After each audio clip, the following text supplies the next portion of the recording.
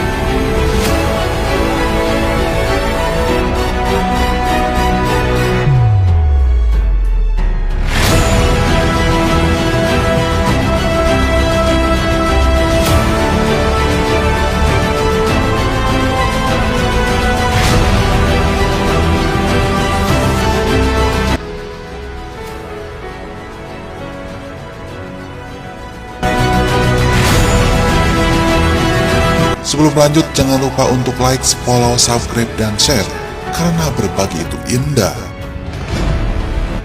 Akhirnya kasus Subang terungkap. Kapolda Jabar berikan kabar terbaru. Kapolda Jabar ungkap kasus berjalan intens dan maraton. Yosef diperiksa lagi, ada apa? Kasus pembunuhan ibu dan anak di Subang hingga kini terus bergulir.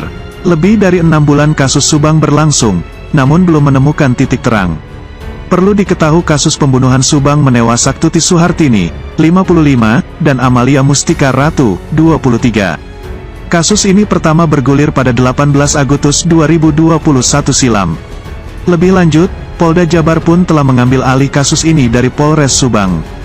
Bahkan, pihak Kapolda Jabar sempat optimistis jika kasus Subang akan terungkap di awal tahun 2022. Sampai saat ini, Polda Jabar mengklaim pihaknya masih menyelidiki kasus Subang tersebut, bahkan hingga maraton. Hal ini diungkap oleh Kabid Humas Polda Jabar Kombes Pol Ibrahim Tompo, saat ditemui di Mapolres Cimahi, Senin tanggal 21 Februari tahun 2022 silam. Ia menegaskan sejak awal pihaknya intens dan maraton untuk mengungkap kasus pembunuhan tersebut supaya bisa memberikan keadilan bagi korban dan pihak keluarga. Jadi namanya suatu kasus itu tidak akan mungkin bisa ditutupi selamanya. Kita sangat optimistis dan berharap bisa diungkap segera.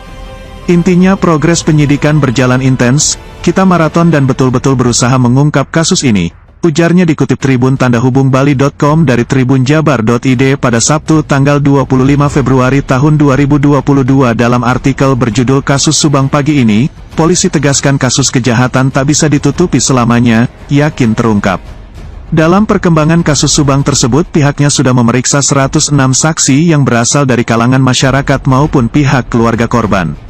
Jumlah saksi yang diperiksa memang terus bertambah. Namun siapa saja saksi tersebut tak disebutkan secara pasti. Untuk proses penyidik sampai saat ini terus berjalan, tapi untuk materinya apa tidak kami publikasi, kata Ibrahim. Ibrahim mengatakan, ratusan saksi yang selama ini sudah diperiksa dalam kasus pembunuhan tersebut tentunya yang ada kaitannya dengan kasus ini. Untuk saksi ini macam-macam dari berbagai kalangan yang mungkin ada kaitan dengan kasus ini, ucapnya.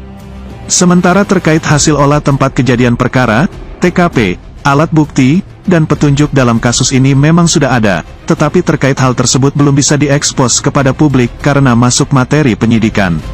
Seperti diketahui, korban dalam kasus pembunuhan ini yakni Tuti Suhartini, 55, dan anaknya, Amalia Mustika Ratu alias Amel, 23.